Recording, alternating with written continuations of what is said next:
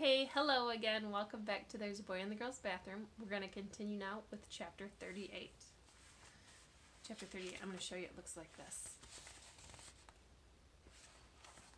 Bradley Chalker's homework. Book report. My Parents Didn't Steal an Elephant by Uriah C. Lasso. Mrs. Ebel's class, room 12, Red Hill School, last seat, last row, next to Jeff.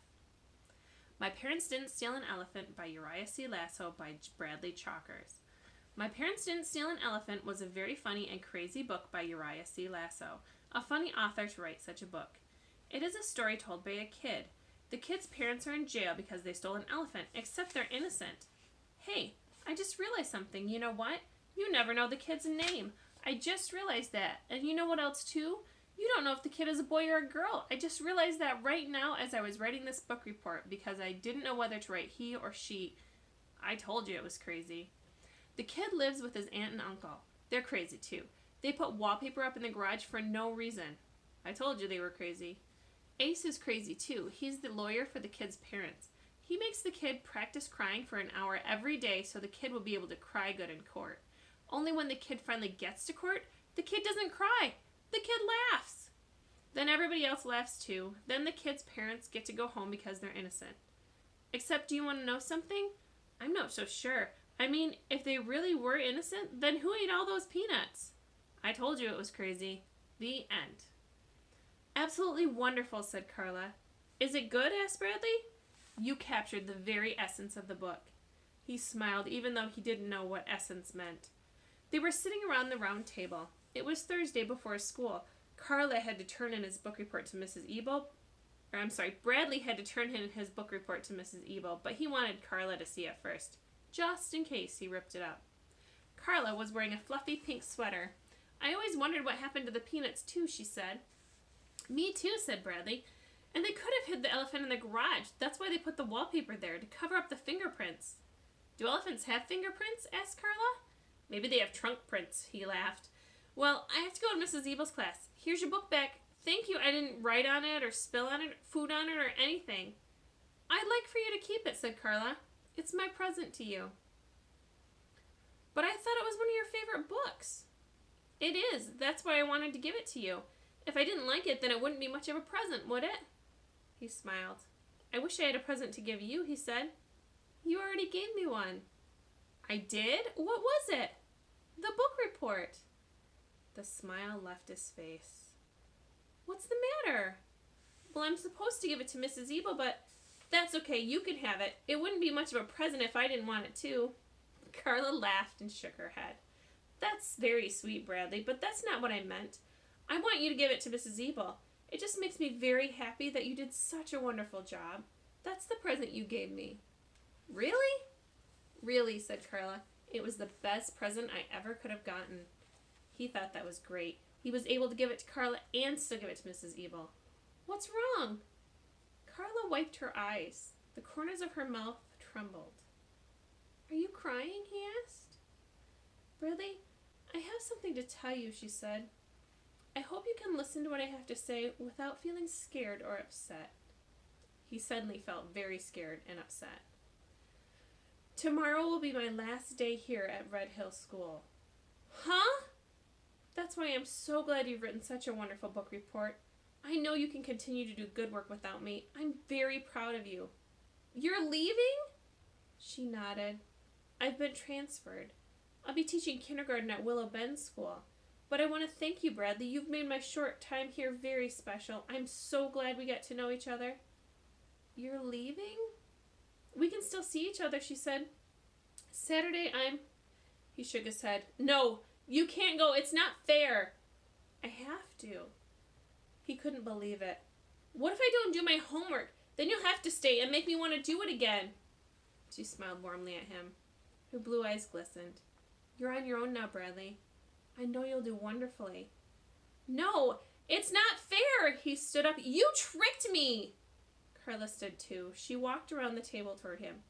I hate you, he shouted in her face. I know you don't mean that. Yes, I do. I hate your stupid book, too. He picked up My Parents Didn't Steal an Elephant by Uriah C. Lasso and threw it at her. Then he picked up his book report. Bradley, please. He ripped it in half. He stretched his mouth so wide it was hard to tell whether it was a smile or a frown. He tore his book report again and dropped the pieces on the floor. "I hate you!" he shouted, and then he ran out of her office. He ran into the boys' bathroom. He leaned over the sink and cried. His face throbbed as he watched the water wash down the drain. There was a knock on the bathroom door. "Bradley," said Carla, "are you all right?" "Go away!" he yelled. "I hate you!" The door slowly opened and she stepped inside. "You're not allowed in here," he said. "I think it's important that we talk," said Carla. "That's how friends handle their problems, by talking about them. That's why we've become such good friends, because we've learned to talk with each other."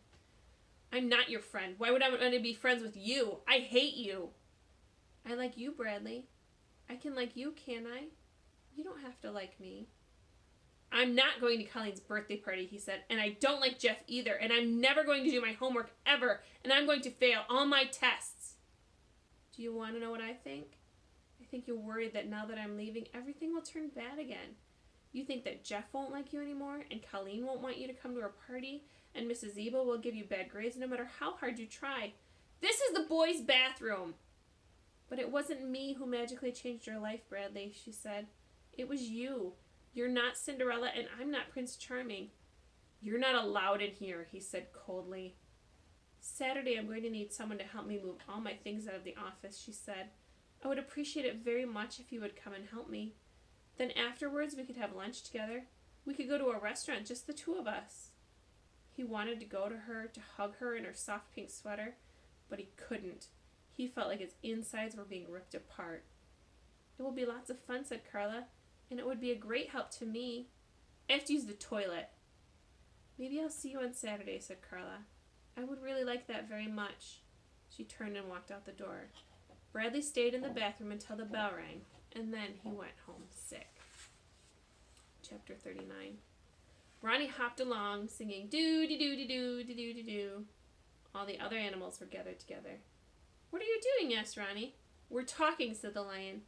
"And you can't listen," said the kangaroo. "Oh, okay," said Ronnie. She waited for the other animals to finish talking. The other animals finished talking. "We finished talking," said the lion to Ronnie. "We took a vote. We don't like you anymore." Ronnie hopped away. Suddenly she fell into quicksand. "Help!" she cried. "Bartholomew, save me!" "No, I won't," said Bartholomew, "and I'm not going to marry you either." Ronnie sank into the quicksand and died. Chapter 40. Bradley's mother took his temperature and told him he was normal. "I am not," he argued. "He's not normal," Claudia agreed. "He's bizarre." Bradley felt as if his stomach were tied in a knot. Every time he thought about Carla, he felt the knot pull tighter. "I hate her. I hate her," he repeated as he slowly walked to school. When he said he hated her, the knot in his stomach loosened just a little bit. He sat at his desk in the back of Mrs. Ebel's room. Last seat, last row. "Hi, Bradley," said Jeff, sitting down next to him. "Where were you yesterday? Were you sick?" He didn't answer. Jeff wasn't his friend. He didn't have any friends. "Bradley," called Mrs. Ebel, "will you come here, please?" He dragged his feet to her desk. "I was sick yesterday," he told her. "Call my mother if you don't believe me." Mrs. Ebel waved that away. "I just wanted to tell you how much I enjoyed your book report," she said. "It made me want to read the book." "Huh?" "Miss Davis gave it to me yesterday," Mrs. Ebel told him. "She explained how she accidentally ripped it." He stared at her, amazed. Then he noticed his book report taped together lying on Mrs. Ebel's desk. At the very top, in red ink, was the word excellent.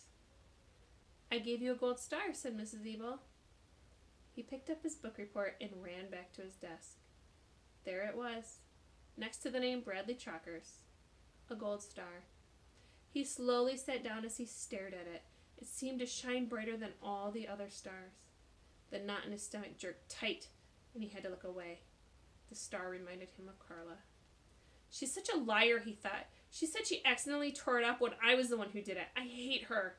He shoved his book report in the back of his desk. The knot loosened. He walked all recess. The other boys called to him from the basketball court, but he pretended not to hear them. He just kept walking. "Okay," he decided. "I'll go see her at lunch. I'll just say goodbye to her, that's all." "Everyone was looking for you to play basketball," Jeff said when he returned to class. I told him you were still sick from yesterday. I'm not sick, said Bradley. I'm normal. When the bell rang for lunch, he walked to Mrs. Ebel's desk to ask her for the hall pass. Yes, Bradley, she said. He couldn't talk. The knot in his stomach was so tight it choked off his vocal cords. He stuck his hands in his pockets and walked outside. He sat in a far corner of the playground. Twice he thought he saw Carla. The first time it was a third-grade girl. The second time it was a tree. His stomach was too knotted up to eat anything. I saw Carla, Jeff told him after lunch. I went to her office to say goodbye. She said she'd like to see you. She said she'd wait in her office after school for you in case you wanted to talk to her.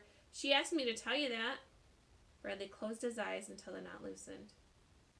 Don't you even want to say goodbye to her? Jeff asked. He shook his head.